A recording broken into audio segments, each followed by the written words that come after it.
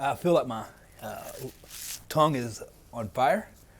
The roots of my teeth are hurting. I can't really see.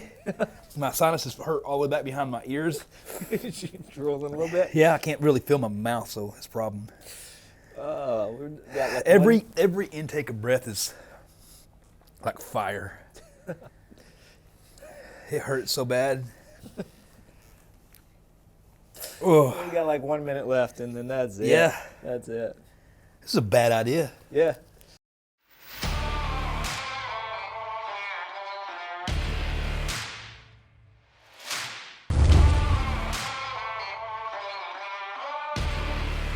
Welcome back to Guard Grub. I'm your host, Sergeant Rusnak, the show where our guests do the unthinkable, eat the uneatable, and answer the tough questions. Today we have 19-year combat veteran, father, farmer, husband, avid cyclist, and soldier, Sergeant Major Moats. How are you today, Sergeant Major? Good, Sergeant. How are you? Good. So, well, the people have spoken. Yeah. As much as you voted for the pig feet yourself, I did. it didn't work. I tried. The people want to see you eat the death nut. For those of you who don't know, the death nut challenge consists of 5 simple nuts, okay? They start mild and go to stupid hot.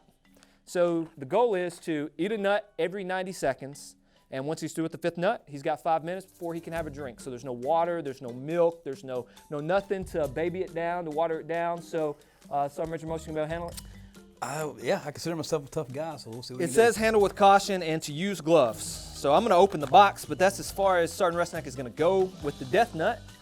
I'm gonna pass that off to you. That's in like some medical packaging there. Absolutely. All right, so I gotta eat all these? Yeah, let's just start with the first one. All right. Then we'll have the timer up, and we'll kind of go from there. All right. So you're an avid farmer. How's the farm? How's the family? Yeah, little chicken coop this weekend. Okay, fantastic. God dang, it's hot. Got 30 chickens in there. I'm gonna get the hiccups. How's the initial heat? That's hot. It's hot. But not too bad. It's just Carolina Reaper. Oh, that didn't start the timer. Yeah. There we go. Sergeant Major, let's go ahead and take your Sergeant Major hat off, all right? So a lot of kids now are super into gaming, playing Call of Duty, Warzone, those type of things, but they have apprehensions about actually joining the military, actually doing deployments and being mobilized and things like that. You're a combat veteran, you've been mobilized. I want you to take off the Sergeant Major hat and take us back to your deployments and kind of let people know what that's really all about, what you got out of it, and what they could kind of expect, the reality of the situation, because a lot of them have no idea. It's nothing like Call of Duty, first off. Good. It is every mission is very well planned. I mean, we know normally through intelligence what's going to happen before we ever go out there. There's not a commander in the world that wants to go out and lose soldiers. And so people think like combat, you're just getting shot at every day. It's not that way. Normally we try to go into every mission with the upper hand. And that was my thing, is I didn't understand how people were, when I got done with it, like it wasn't as bad as what I thought it was. There was bad days, but there was also days where you go in and you're going to a firefight, and you know you're going to go into a firefight, and you're going to win. And I've never once had a leader in the Army put me in a situation where I felt like I was going to lose. And so that's the biggest thing. Like Call of Duty, I play it all the time. Every game I go into it knowing I'm going to lose because I ain't that good. But I'll say it all the time. You know, you get in the military. Time. I got to eat another one. I can do this again. 90 seconds. Dude, that initial heat was rough. Yeah. Well, the second one, let's go ahead and read the second. Second one's actually going to be Carolina Reaper and Ghost Peppers. The first one was Carolina Reaper and Chocolate Beulah Peppers. I think I probably said that wrong. There you go. So you would say going into your mobilizations, how prepared were you for your deployments? You swallow it. Oh my God. We just got 3 more to So go. I joined as a combat medic, and I had my EMT license. What's a medic? A medic? Yeah, don't. Yeah, I was a medic. Okay, got it. So- do you need a medic? No, I don't. Okay, we're good. I was trained. I mean, my guys, I felt like as far as medical training, battlefield trauma, we had it down to a T. Like, stop the bleeding, keep them alive for the golden hour, package them, and put them on a bird. Not only that, I had trained so much with my infantry guys that I knew they had my back. So when we got in a so when we got in a firefight, I always felt as a medic that my guys were up there doing what they were supposed to do, and they always knew when they came back to me and something had happened, they were going to get good treatment. Jesus. It's in the back of my throat. So they were going to get good treatment. You knew that. You knew that in the back of your mind. The biggest thing is the Army trains to standard. We have the standards we have to meet. And so I always knew in training that there were certain things I had to hit. Where am I at on this thing? Golly. 9 seconds, 8 seconds. There was certain points I had to hit in order to be proficient. And the Army always kept me proficient. Okay. All right. Move on to the third one. So this is beyond painful at this point. He's going to the third set of the Death Nut, and it is the Carolina Reaper, the 7-pot brain strain peppers. Never heard of them. 7-pot brain. So I'm shaking. And we're gonna go ahead and throw your drill sergeant hat. I know you were a drill sergeant for a while, and for a new, 17, 18-year-old that's sitting at home on the couch eating Takis and thinking about the military. What can you tell them from your drill sergeant perspective what to expect at basic training? First off, get off the couch. Don't sit on that couch anymore. Go run. Go do something. Go be active. A lot of kids, the first time they're... Do you need a tissue? No, I'm good. You good? Has my nose running? Yeah. Yeah. You got a tissue? Yeah. God dang. A lot of kids, first time they've ever been truly active was in base training. I was an avid football player growing up. And the first time I'd ever ran 2 miles in my life was when I got in the Army. Secondly, put on your thick skin. People always talk about people are being toxic or you're getting yelled at. Or drill sergeants are going to yell at you. They normally aren't yelling at you as an individual. They only want to say things once, so everybody around them hits. That is so hot. How much time we got on that? God. 20 seconds. 20 seconds. But just be active. Go out, and if you're thinking about going and joining the military, don't be afraid of joining to not be active. It's easy to get in shape. Running a mile or 2 a day, doing 100 push-ups a day, that'll get you ready for basic combat training. Okay. Oh my God. All right, so we're on to the fourth. We're almost finished with the Death Nut Challenge. I gotta tell you, you're handling this a lot better than I expected. This is going well. So the fourth one, it says pain sets in. And it's the 2 times the Carolina Reaper and the 7-pot Dula peppers. Yeah, whatever. So, reset the timer. And so, back to being a sergeant major, because to me, it seemed like you went from being an E7 to an E8 to sergeant major in the blink of an eye. It happened really quick. 4 years. And yeah, 4 years. It's amazing. So let's talk about leadership. Leadership qualities carry over from the military to being the captain of a football team, the captain of a wrestling team, dance team, cheerleading, to corporate organizations. So what qualities do you think that you kind of inhibit or that you've taken from your predecessors to encompass being a good leader? Well, first off, I always try to take any initiative that's given, any intent, and meet that intent.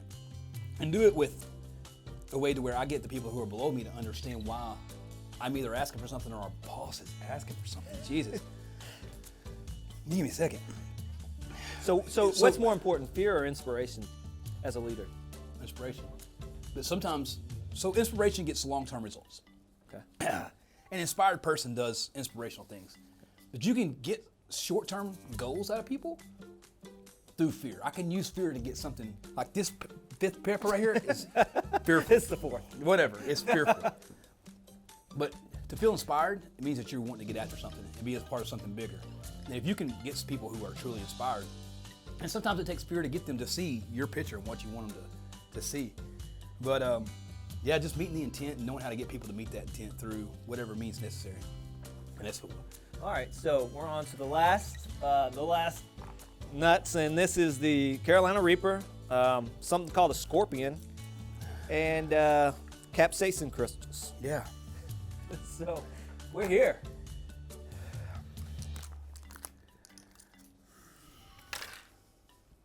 It's so hot, isn't it? It's so hot. Here we go.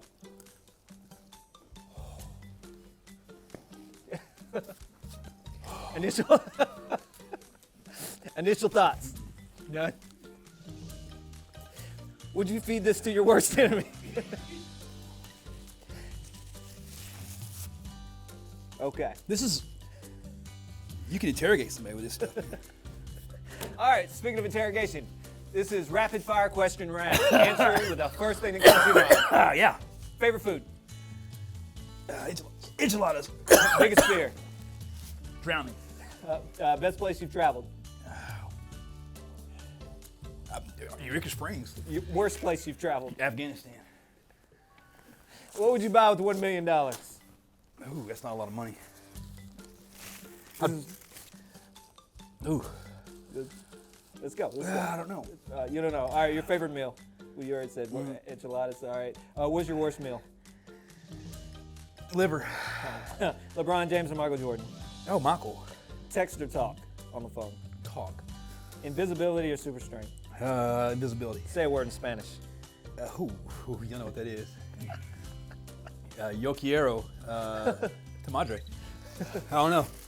All right. Taco Bell. 3 minutes before it's over. So we got 3 minutes, and then you will have completed the challenge. Hey, that's hard, man. Yeah, it's rough. But you did a good job. We're still 3 minutes. 3 minutes to go. 9, 8, 7, 6, 5, 4, 3, 2, 1. Congratulations, Armand. You actually made it. You completed the Death Nut Challenge. How's that yogurt feeling? Let it go, baby. Spin says let it go. Hey, we want to thank SGM Moats for being on Guard Grub with us. And don't forget to tune in next week. Like and subscribe. We'll have another guest sitting right here. Don't know who it is yet, but watch the feeds and we'll let you know later on in the week. Thanks, guys.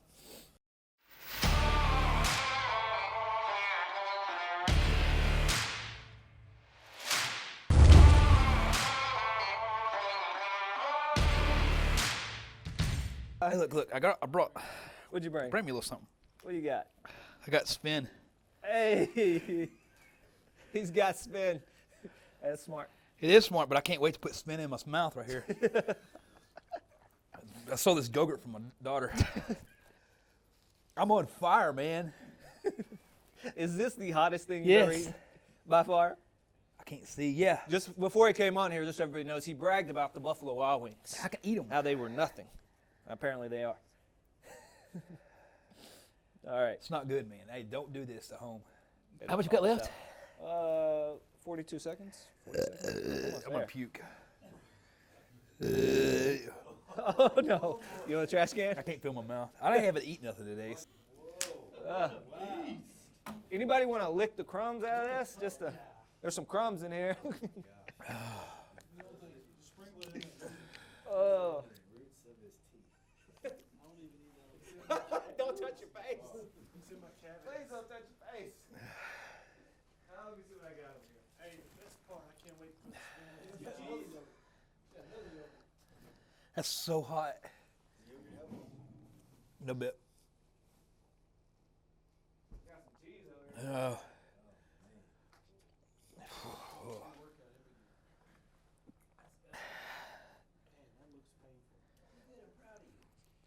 Good job.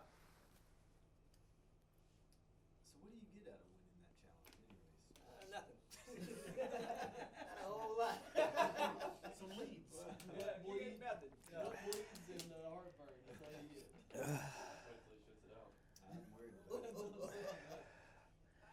Hopefully. That's the hottest thing I've ever put in my body. It won't go away. At the end of the day, it was